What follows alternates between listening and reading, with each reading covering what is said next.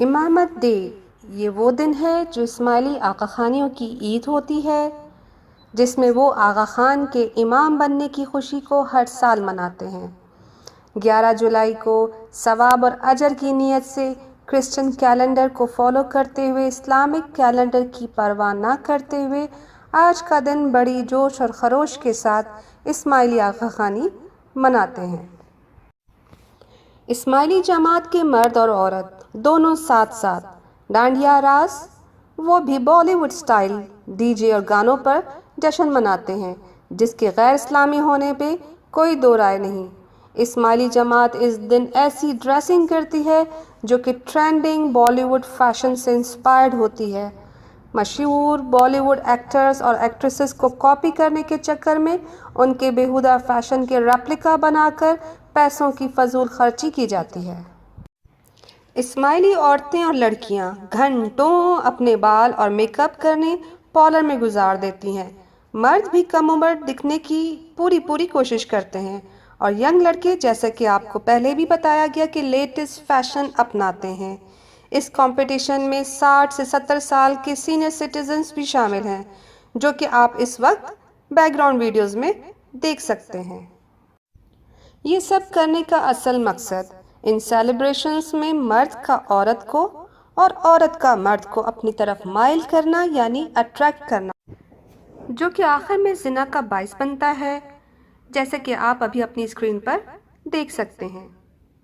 محرم نامحرم کا کوئی لحاظ نہیں، کسی قسم کی حیا نہیں، ایک دوسرے کی ڈریسنگ سٹائل پہ اور لباس پر گوسپ کرتے ہوئے یہ اسماعیلی آخر میں سیلیبریشن کی اینڈ پر یہ سب باتیں کرتے ہوئے پائے جاتے ہیں۔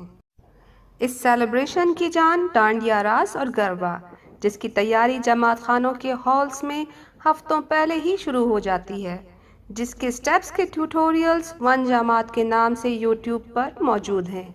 اس کا مقصد جماعت کو ایک ہی طریقے سے اور ایک ہی دھن پر نچوانا ہے۔ یہ ڈانڈیا راس گربا ہندوؤں کا مذہبی ڈانس ہے، جس کا تعلق ان کے بھگوان کرشن سے ہے، جو اپنی گوپیوں کے ساتھ راس لیلا کرتے تھے۔ اسی طرح بنگالی ہندو کی دیوی درگا کا ہتھیار ڈانڈیا راس میں پکڑی جانے والی یہ ڈیکوریٹڈ لکڑی کو مانا جاتا ہے۔ اب اس میں بھی کوئی شک نہیں کہ جس طرح اسماعیلی مذہب میں کئی مذاہب کے تہوار اور سیلیبریشنز کو مکس کر کے کچھ نیا بنایا جاتا ہے، یہ بھی ویسا ہی کچھ طرز کا سیلیبریشن ہے۔ دن کے آغاز سے ہی غیر اسلامک رسومات کی جاتی ہیں۔ بیت الخیال سے شروع ہونے والا دن، بندگی وغیرہ، صبح کا جماعت خانہ، اس کے بعد اسماعیلی اسپیشل فلیگ ہوسٹنگ کرتے ہیں، جس میں ایک بہت ہی کفری اور کنٹروورشل ترانہ یعنی اینتھم پڑھا جاتا ہے۔ اس اینتھم کے بعد مبارکباد دی جاتی ہے۔ سیلیبریشن ابھی ختم نہیں ہوتی، ریفریشمنٹ کا سلسلہ مسلسل جاری رہتا ہے۔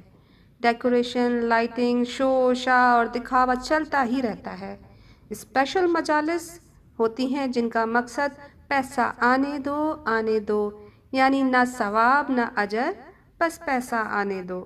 گنان دعا جس میں آقا خان کی خدائی کا دم بھرا جاتا ہے۔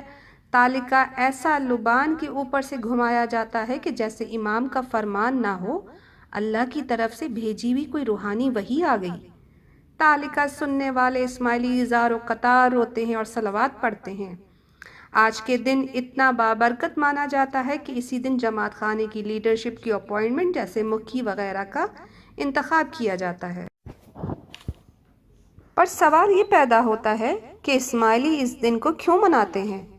اس کا جواب یہ ہے کہ اب یہ سب رسم و رواج بن چکا ہے۔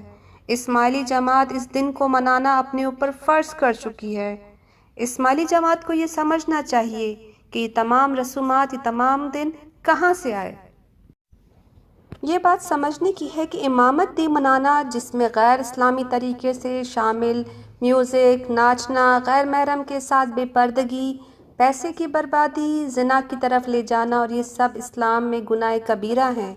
گناہ کبیرہ کا قرآن میں ذکر کیا گیا ہے اور نبی صلی اللہ علیہ وسلم نے بھی اپنی حدیثوں میں بتا دیا۔ یہاں سوال یہ ہے کہ ہم کس کی پیروی کر رہے ہیں، اللہ اور اللہ کے رسول کی یا بت پرست قوموں کی؟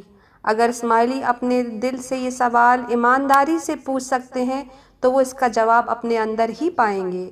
بے شک جاہل غیر اسلامی طریقوں سے الگ ہونا مشکل ہے، لیکن ایک بار اسماعیلی ان طریقوں سے دور ہو جائیں تو وہ اللہ کا شکر ادا کریں گے۔ پیغمبر صلی اللہ علیہ وسلم نے کہا تھا، میں تمہاری زنجیریں، ریتی رواجوں کی ان بیڑیوں کو توڑنے آیا ہوں جو تم نے جہالت کی وجہ سے خود کو باندھی ہوئی ہیں۔ اب سوچنا ہمیں ہے کہ یہ بدعات اور یہ تمام خرافات آئی کہاں سے اور ان بیڑیوں سے ہم اپنی جان کیسے چھڑا سکتے ہیں۔ اللہ پاک ہم سب کو صراط مستقیم پر چلنے کی توفیق عطا فرمائے۔ السلام علیکم۔